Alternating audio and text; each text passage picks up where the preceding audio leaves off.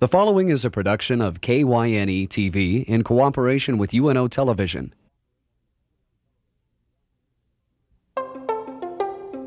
Consider This with Carol Schrader, a news and informational program recorded on the campus of the University of Nebraska at Omaha. Here is your host, Carol Schrader. Hello and welcome to the heart of the University of Nebraska at Omaha campus, the Milo Bale Student Center. Now consider this, the latest standoff between Iraq and the United States and the UN and that whole thing over there is over. Well, is it? And what's to come and what really happened in the last week or so? With me today are some people who have an avid interest in that, and they are Professor Robert Hopkins. He is an adjunct professor in the Department of History at Creighton University. He has the distinct uniqueness, I suppose, among history professors of being a pilot in the Gulf War and serving, as he says, as an uninvited guest in Saudi Arabia in an effort to situate those things back then. Also with us today is someone relatively new to the UNO campus. Joel Gordon is an assistant professor of history who's worked a lot. He lived in the Egypt area for a long time, and the Middle East is sort of a specialty of both of these folks. And security, national security is international security is one of your specialties. Okay, what just happened, really, and is it really over? I mean, we're going to go through these little matches, mind matches with Saddam Hussein on and off forever. Was this a blip? Was it more than a blip? It certainly wasn't a Gulf War scare, or was it? I don't think it really was. If you consider that this happened a number of months ago with a similar issue in terms of Iraqi radar sites and anti-aircraft weapons that had been redeployed in the southern portions of Iraq, and similarly issues between the Iraqis and the Kurds, the United States has always given the impression that this could lead to a crisis which could easily boil over into more warfare, which in fact after 2 to 3 weeks of bluster and saber rattling usually deteriorates to more important issues like the birth of quintuplets or septuplets or some other issues in Iowa. Oh, you look at me as the news person here. Joel, what? I think right now we can call it a blip. It could change. I don't think it will. I'm not surprised that we are where we are today. I think it was just a matter of time before tensions began to de-escalate. Both sides had come to acceptable brinks for them. I'm not sure what the thinking was in Washington in terms of how far to take it, but there certainly seemed to be no cause, and now there seems to be no cause to take things any further. The rhetoric will continue, but I think we're looking towards de-escalation from this point. Okay, let's talk specifically about the inspections. And was that an excuse by Saddam just to rattle his saber and sort of solidify his position in the Mideast community, or was this something he wanted to buy some time and keep those inspection teams out? Was it really a matter of the Americans on the team, or I mean, how did that play a part in this latest little blip? I think you're absolutely right. It was a combination of those things. For Saddam Hussein and the Iraqis, they do have a sovereign right to develop whatever weapons they feel necessary or appropriate. And of course that's in conflict with the United Nations commitment to limit the proliferation of weapons of mass destruction. So the presence of the UNSCOM team that was evaluating Saddam's capability to develop these weapons certainly put a crimp in his own program. Moreover, it also limited his apparent authority within the state of Iraq. And by taking the stance that he did, he fulfilled 2 domestic policy goals. First of which was to restore or resume a sovereign right of the Iraqi people, and secondly, to give the impression not only within Iraq, but throughout the Gulf, that Saddam Hussein is not afraid to stare the United States right in the eye, or even the United Nations for that matter, and in so doing, restore any lost prestige and reaffirm his position in power, which arguably might be waning due to the long-term deleterious effects of the sanctions which have affected the Iraqi people. We'll get to the sanctions in a minute, but he didn't really lose anything or gain anything other than perhaps that positioning, jockeying. Well, I would add one thing. I don't think we're going to disagree very much. I think there are 2 stories which are overlapping. They've both been floated.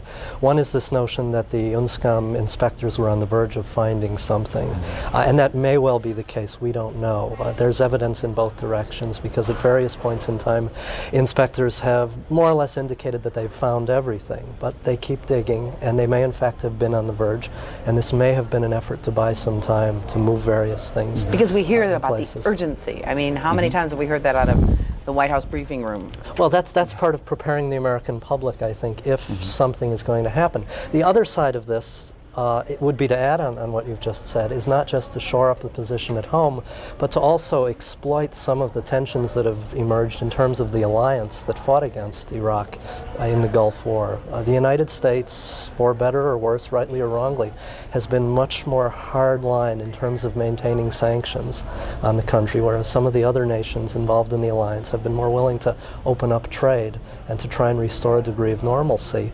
The Iraqi leadership recognizes that this is a sore point and one that they can perhaps exploit by asking the most aggressive force in their eyes to leave. And in this case, the Americans, allowing supposedly the United Nations to stay on if it wished. It decided to back the United States in this case and move back in together. But I think what's happened in the long run, short run, is that the cleavages have been opened up and are apparent now to everyone. This is Saddam's way of, in a sense, trying to bring himself back onto the world stage and perhaps ease the sanctions out of operation. Okay, the sanctions themselves, obviously, they're very hard on that country, and we've read stories on and off and seen things over the years since the Gulf War about how the poorest of the poor are being hurt the most, and that I'm assuming that's true. It just makes sense that that's true. So what kind of pressure is on Saddam Hussein from his own people, his own countrymen, to get rid of that situation? Obviously, these people aren't going to sit around forever without food and medicine, without something happening over there.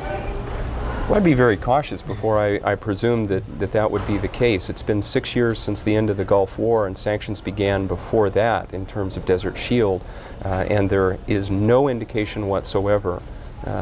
You may be aware of any, I'm unaware of any, that would suggest that Saddam Hussein is in danger of toppling from power due to any kind of popular uprising or lack of public support.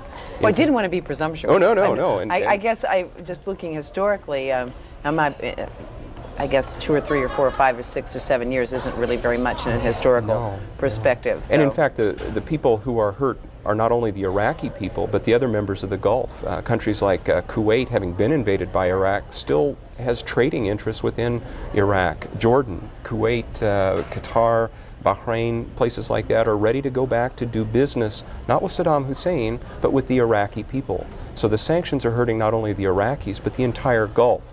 And that economic backlash undermines the support of the Gulf region for the United States in other issues, which are more or less linked to issues about Israel, the Palestinians, and broader regional issues.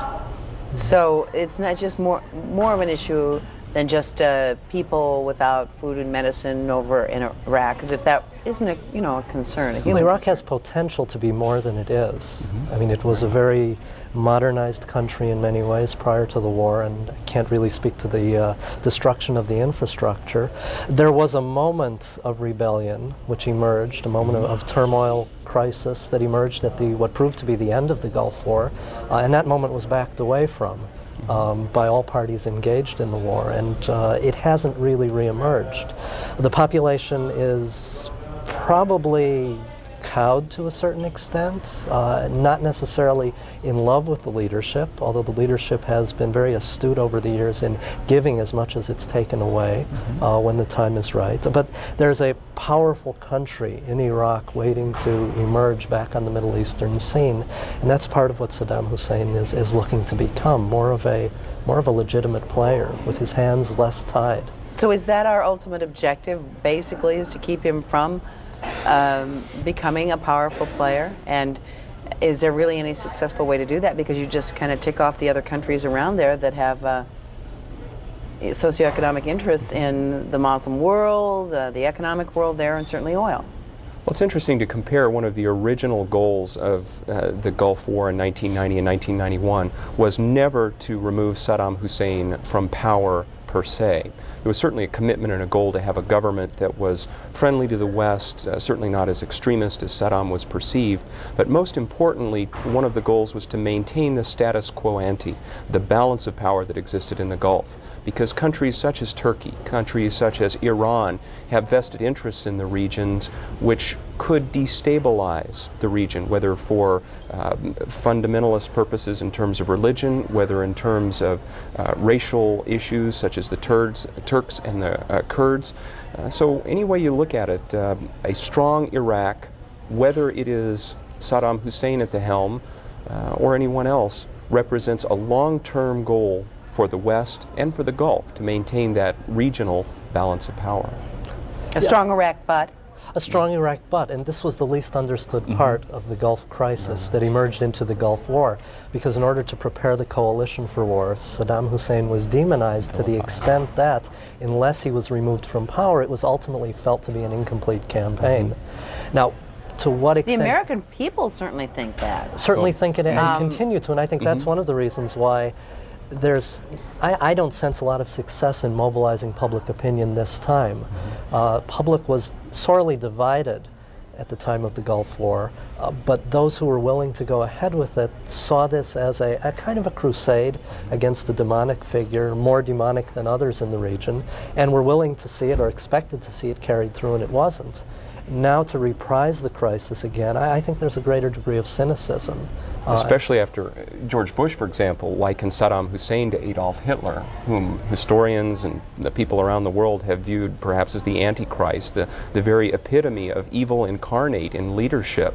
And nowadays, well, Saddam might be seen as perhaps a madman or at least an extremist, but Certainly not a great humanitarian. well, not necessarily, but to badly paraphrase Margaret Thatcher, perhaps a man we can do business with. And as we had prior to exactly.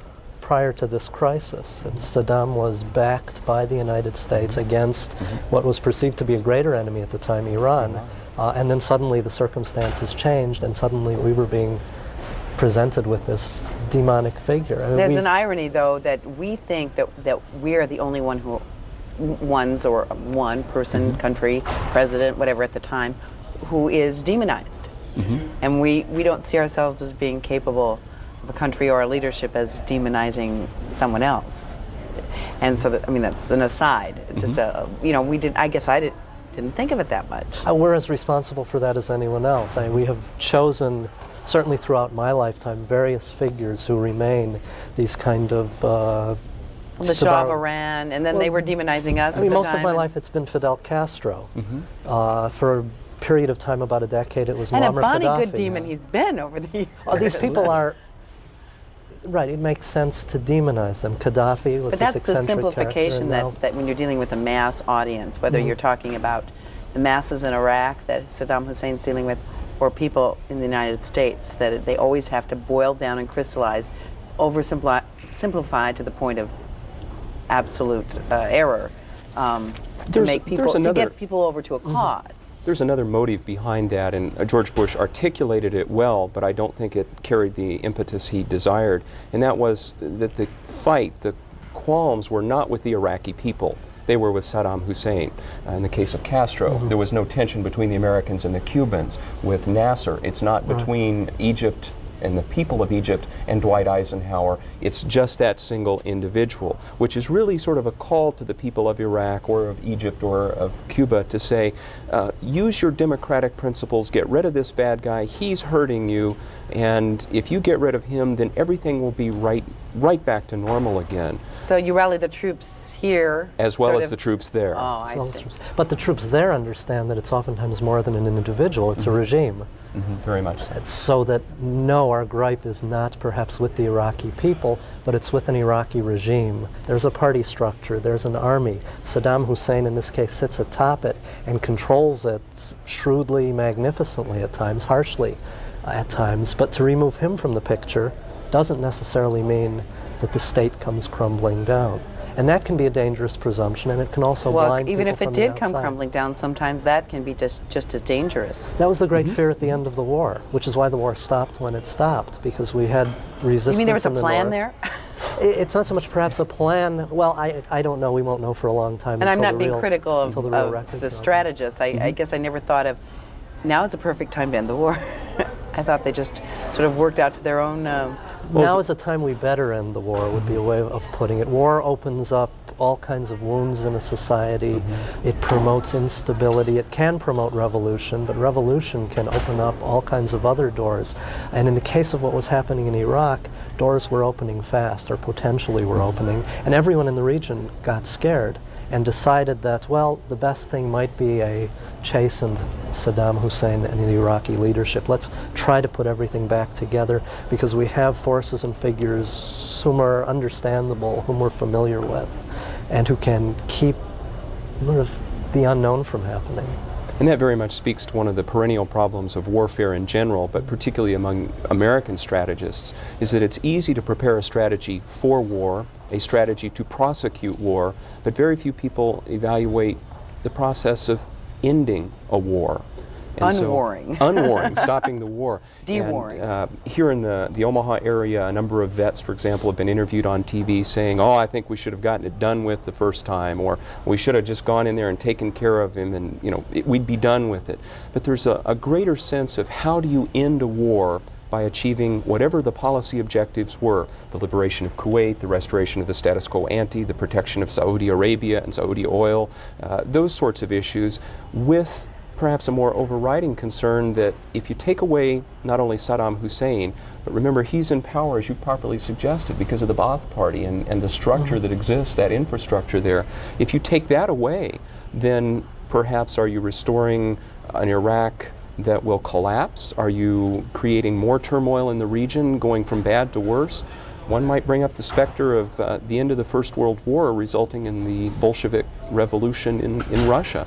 Is that a better or worse result? It's hard to predict, but it still has that consequence. Well, let's talk about, and we'll kind of try to tie this up a little bit, let's talk about Russia and their role in this sort of little diplomatic soiree at the end of this blip that we've just been through. Have we just not wanted to acknowledge that Russia has been coming along in a diplomatic and get along sense in Europe and the Mideast, or was this a little coup for them, or just more of what they've been business as usual?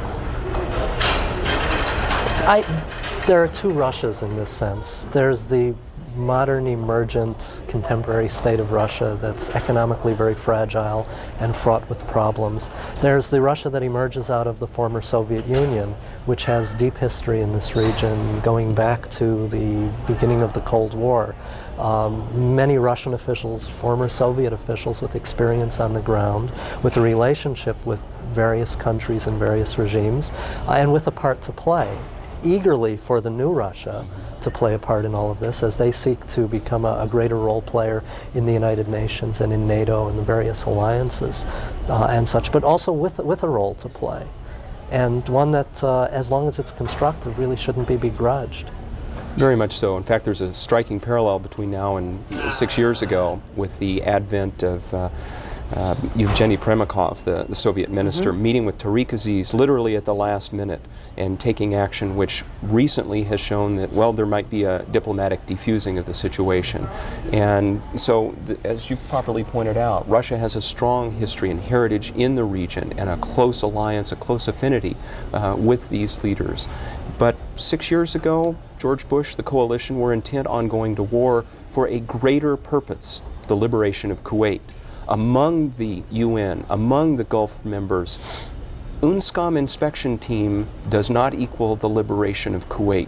So there is not that kind of support to undermine the efforts of the Russians to use their influence, and I think that's why, in large measure, the Russians perhaps were almost guaranteed to succeed should they be able to persuade Tariq Aziz and the Iraqi infrastructure. But it's definitely in their best interest simply to stop. The U.S. position and how we're perceived, you mentioned that we're not talking apples and apples in terms of the weight of, world justice in terms of freeing Kuwait and checking out some weapons now. How are we perceived now within the United Nations and the coalition that we worked with in the Gulf War? You've mentioned we were rather aggressive now. We're being more aggressive, at least, than some of the other countries. One of the sore spots within the Arab community is what many Arabs see to be a double standard. In particular, the United States is very harsh and very severe, not only in sustaining sanctions, but in its commitment to determine the extent of the proliferation of weapons of mass destruction by Iraq. But that same zeal is not seen by Arab leaders as being applied to the one country in the region that is widely assumed throughout the world to have weapons of mass destruction and an avowed willingness to use them should it be necessary, and that's Israel. And of course that ties in with the greater question within the entire region of Israel's association with the United States, which in effect mortgages the influence and capabilities of the United States in dealing with Arab issues, which in many cases are far more pressing as they are here. That's like one huge landmine. Well, there's the a bigger whole landmine. Muslim Yeah. and Jewish thing that people are tiptoeing around. Well, but there's an even bigger landmine, I think, because I agree, but we can even globalize it a bit more. I mean, Well, the whole there's India, issue. there's Korea, Korea, there's China. I mean, China is not a That big pretty elephant country over there. in terms of human rights. We're not towing any kind of hardline moral stance. Certainly in Because the we eyes can of others. trade a lot with them.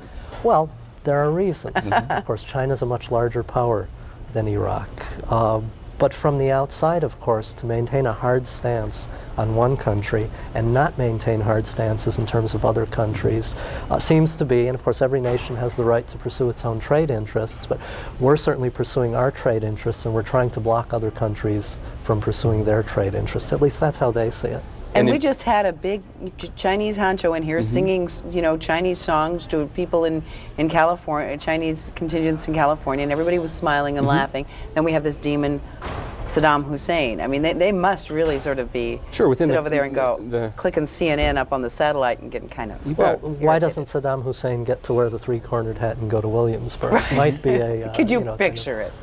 it's not going to happen. But in that sense, I mean, that's just a very symptomatic illustration. Sure, for many what of we're really the talking about. Arabs in the region, what they see as the United States is just a bully. And whether that's true or not from a Western perception is almost irrelevant. But in many ways that contributes to the support of the Iraqi people for Saddam Hussein, because they see their economic poverty, their inadequacy in trade, their limits on what they see as sovereign rights. I'll never forget that Dwight Eisenhower said nothing in the world would provoke him to declare war faster than any nation overflying the United States on a spy flight. And yet, And yet, the United Nations is now taking away genuine, legitimate Iraqi sovereignty. There may be compelling reasons to do so, but Saddam Hussein tells the Iraqi people, we have a sovereign right as a nation to defend our airspace. And these U-2s, these no-fly zone, these aircraft that overfly our territory are violating that. And it's appropriate, it's legal, it's acceptable for us to defend ourselves against these bullies, the United States. Now that's the perception in the Gulf, especially within Iraq. And as you can see, that marshals and mobilizes opinion so that there may never be a reconciliation based on reason and debate and things of that nature. what about our traditional allies, not our Mideastern allies? I mean, how are they sort of sitting in this? England, in France? terms of, well, England seems to have been most supportive of us. France has always been a troublesome ally in that sense. They're with us, but we're never yes. quite sure. France always wants to go its own way, and France is one of the countries that's been most interested in developing relations with the Well, and they Iraqi like to state. sell arms and planes They have those and, kinds and of all those interests as kinds well, of things. sure. You bet. The Iraqi defenses are based largely on Soviet strategy and French equipment. So it's So really do we walk a fine line in maintaining our credibility as a world peacemaker? I don't mean as opposed to war, but maybe you have a better word in your nomenclature, but as a playmaker who works for right and justice and helps to oversee a peaceful world. I think we saw that with the original UN Security Council resolution that was made notable by the abstention of Russia, France, and China. And that sent a signal to Saddam Hussein that American leadership, American diktats, if you will, are not always to be followed, and that there are other interests of other nations which do not necessarily coincide with American purposes. And so what about the sanctions? Didn't The Russia say, sanctions- well, the deal is we'll really push to ease up on these as soon as possible and find some... We'll know more probably in the next week or so. The sanctions will somehow wind up on the table in front of the United Nations. They're there. I mean, they've been lessened to a small degree over the past few years as the amount of suffering, and that's an indication, as you were mentioning earlier, that the suffering of the Iraqi people has been very great in this regard. So I think that it is an overdue time to put that issue out on the table, to talk about it. It's not going to happen immediately. It's certainly not going to happen in the next week, and State Department proclamations are reminding us of that. No one will emerge from this a clear victor, or at least be able to claim clear victory. Although in the long run, the Iraqis may have gotten more out of this than anyone else, which is my suspicion. Okay, we only have a few minutes left. As folks sitting at home that are watching the nightly news or reading the newspaper, or even however you get your news these days, if you each could give a mini history lecture on what are the things we should be watching for as astute Americans in a world theater, what would those things be? I mean, that's what I think I need the most as an American, is what cues am I looking for as this unfolds now and in the future? Within the region, I think it's important that Americans realize that military action, simply to do something, is not always meaningful. In many cases, there are limited military gains from any kind of airstrike or missile strike, and perhaps in the long term, the political damage due to American prestige and credibility may be greater than any short-term military tactical gain. So without sounding too much like a unilateral disarmament advocate, I'm not entirely convinced that any military action without any real substance behind it would be fruitful or productive for America. Joel?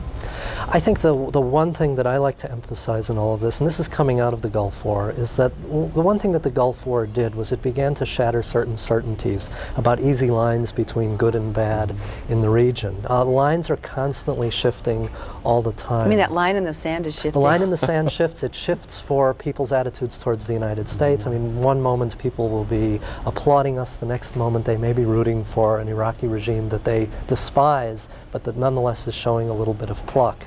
And likewise, what I think Americans should do when watching this is, first of all, try and put Iraq in the context of a broader region where other developments are taking place. There's an economic conference that's taking place, which is paving the way towards business contacts, peaceful throughout the region, and the like. But to watch how forces fall into place in different ways across different issues, and not see it as clearly a kind of black and white issue, certainly us versus them. Okay, we have like 20 seconds. Okay. Grade President Clinton on how his administration handled this one. B+. As long as we don't go to war, I'll be willing to give him an A. Oh, I wish I had a professor like you. As long as you didn't fail, I'll give you an A. Thank you very, very, very much. I want to thank our history professors. We are fortunate in this community to have many good ones. Robert Hopkins, adjunct professor in the Department of History, Creighton University, and Joel Gordon, assistant professor of history, UNO. And thank you for joining us on Consider This.